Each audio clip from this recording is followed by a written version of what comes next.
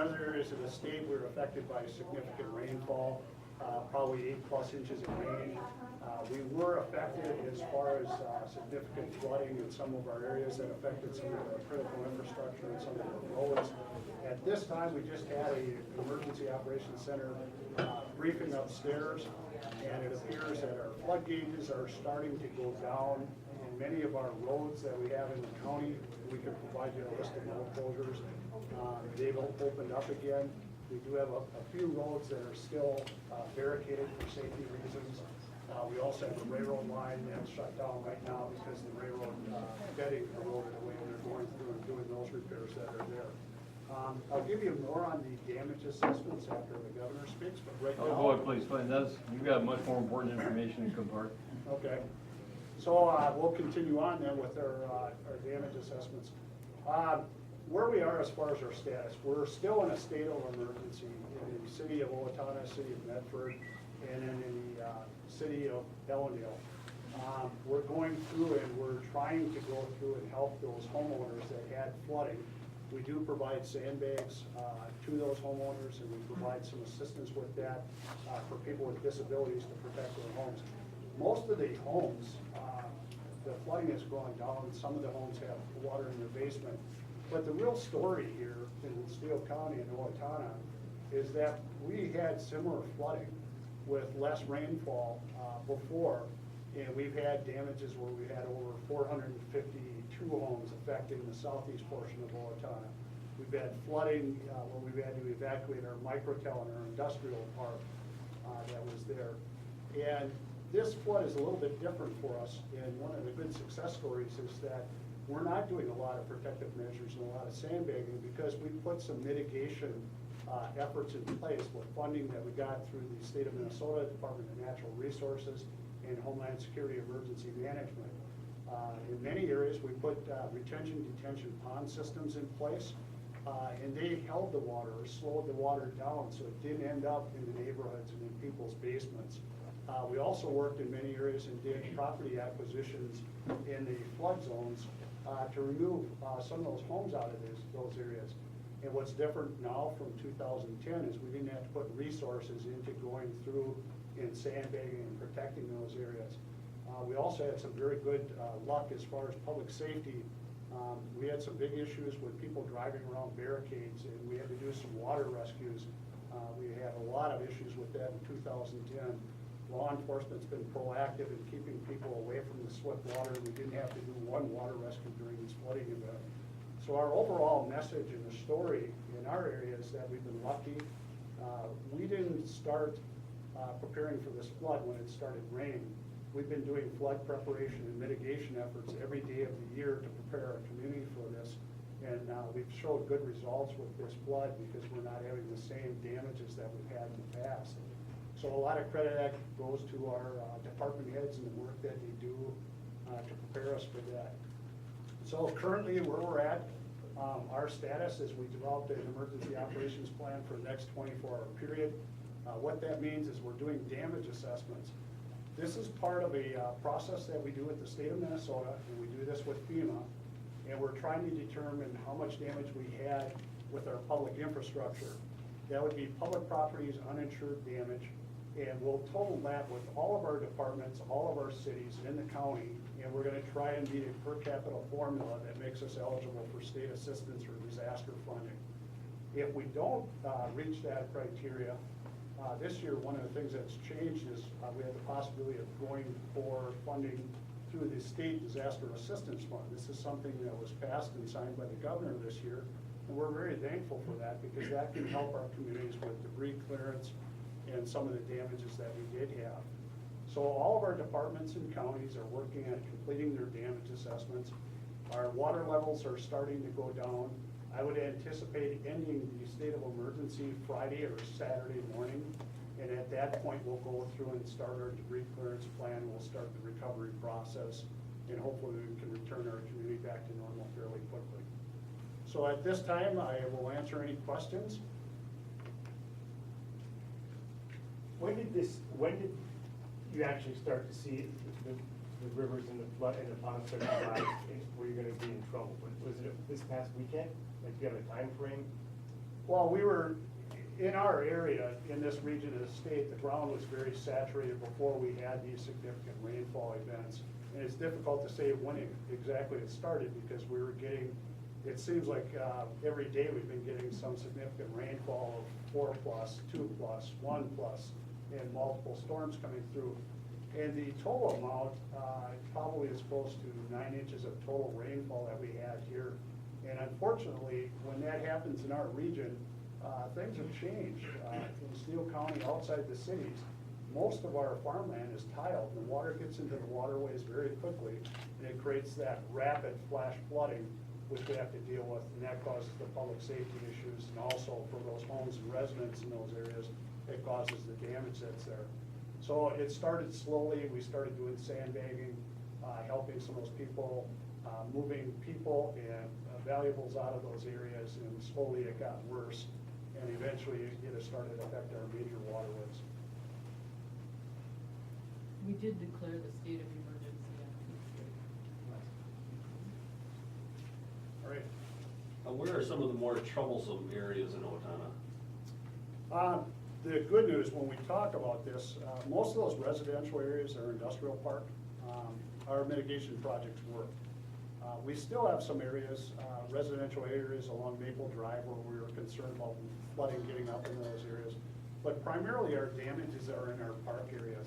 I don't know if we have one of our Park and Rec person here, but we have extensive damage in the parks, in the city golf course, and along our waterways. We're gonna have a lot of erosion, and we had a lot of trees that got pulled into the waterways that we had to remove. So we consider that to be a big issue for us. Another problem we have is a Lake Colmeyer is a recreational area for us. All of the trails around that area and the trails throughout the city are along the waterways, and they're all underwater right now, or they're washed away, we can't tell. But Lake Colmeyer itself is along the Straight River, and the Straight River went outside of its banks, and the lake itself is flooded over where our beach, all the trails around the lake, everything is underwater. And it's creating a problem for us where we're gonna have to do some pumping to remove the water to get the lake down to a level where we can actually use our beach and the other facilities that are there.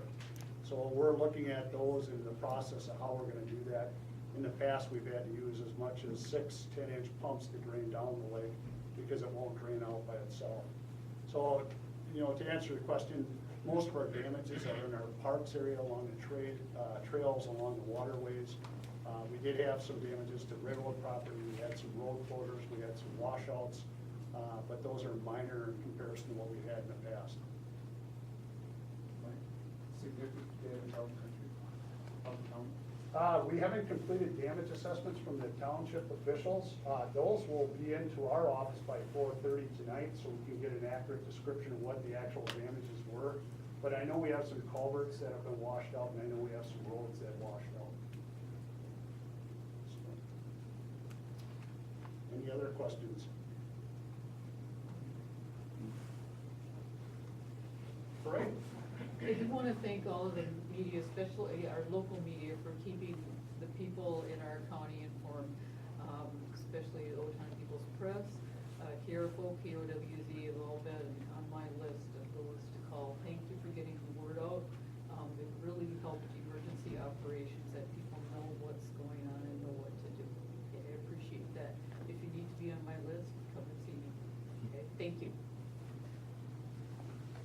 It's really been pivotal here, and also other leaders here in Owatonna and other cities and surrounding areas. You go up to that meeting and see 40, 50 people who each have a different responsibility, but are all united over the same goal, which is to protect as much as possible and eliminate the dangers as rapidly as possible.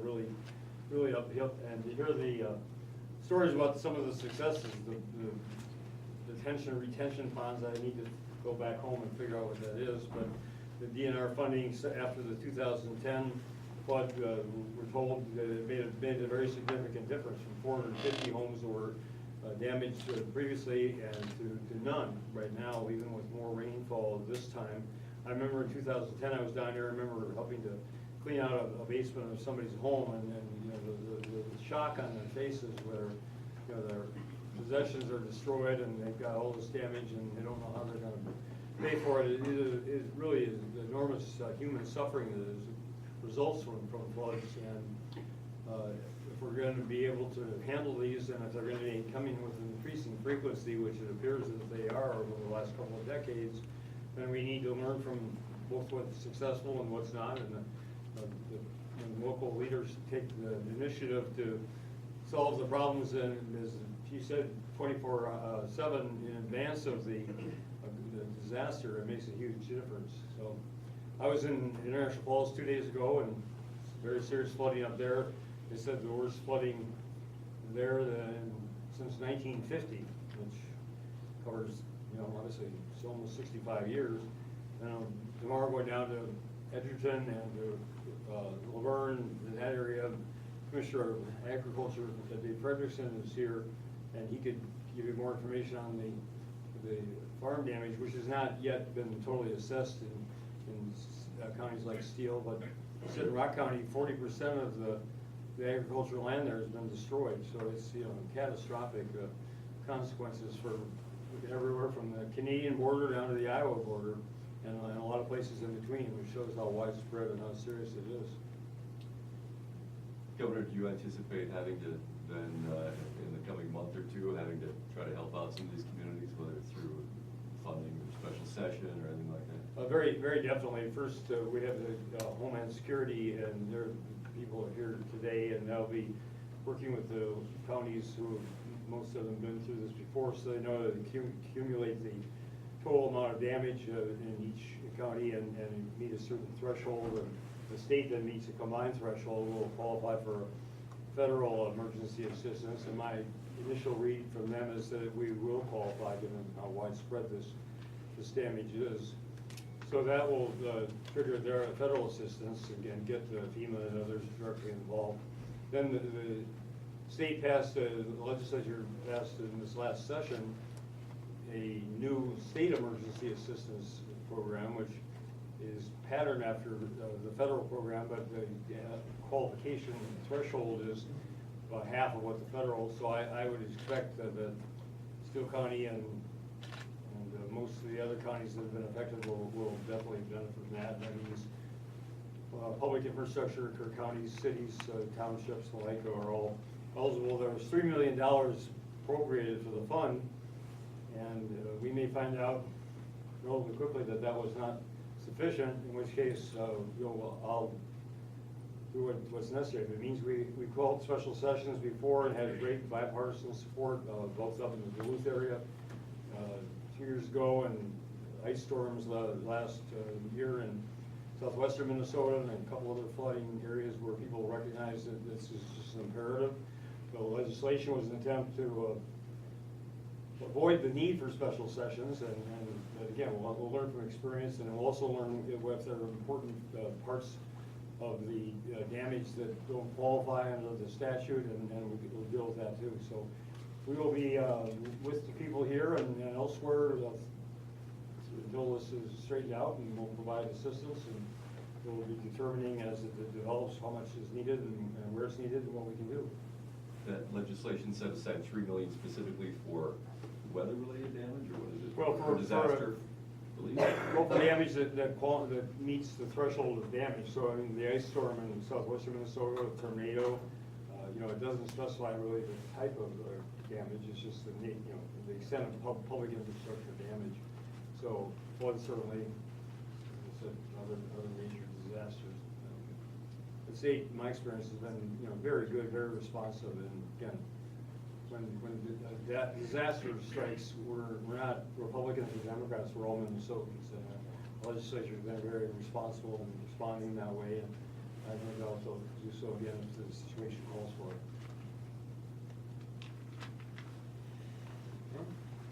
The questions of Commissioner Frederickson from the Agriculture Yeah, Center? that'd be great. Okay. You want? Yeah. Yeah. The reason that I brought him with me, in statute, we're trying to eliminate a lot of the old statutes, and one of them called for the Commissioner of Agriculture was personally responsible for removing wild boars from any metropolitan area. And we proposed that to be eliminated, but the legislature, in its wisdom, kept that in statute, so he is down here in responsible for any, maybe this is a wild boar in the area. We'll give you a Please call. give him a call. Protected, yeah. And this is Dave Frederick. I'm Dave Frederickson, I serve as Commissioner of Agriculture, otherwise known as the wild boar chaser.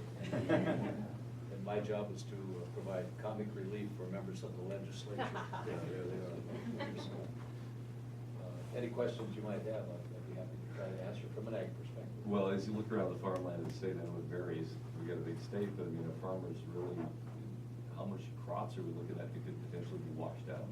Well, just using Rock County as a classic example, they have, as I said, 250,000 acres of farmable land in Rock County, and the early assessments indicate that 100,000 of that 250,000 are severely damaged or destroyed at this time. So just considering a 40% reduction in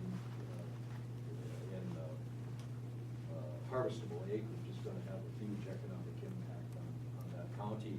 I've looked at some pictures from the county CED, the acting county CED, who is Corey Christensen, who's here working in this county right now in Steele County as acting county executive director, and they're in the process of assessing. The pictures show the standing water has receded, as the chief was saying regarding farmland. We don't know what's going to happen to that corn, if it's going to snap back. Historically, as a rule, one would say that water has to be off a cornfield within 24 hours, or otherwise it's lost. And that, of course, causes some of the problems that you're referring to. So it's hard to say at this point in time. Most farmers, I would guess probably 80% in this county are covered by federal crop insurance, which is a real lifesaver for them. I certainly would encourage farmers in the future to consider utilizing that support program that's offered at the federal level. So we'll have to wait and see what the assessment looks like as we move on out toward the end of the crop year. And then, with reference to a lot of flooding that we see in cities is due to the additional tiling of farm fields. How do you balance that out? Because the farmers need to get land dry. Yeah. Well, that's a good question, and we're working, utilizing some resources that the legislature has provided and the governor has provided through the Agri Fund to assist those farmers in developing different kinds of drainage systems.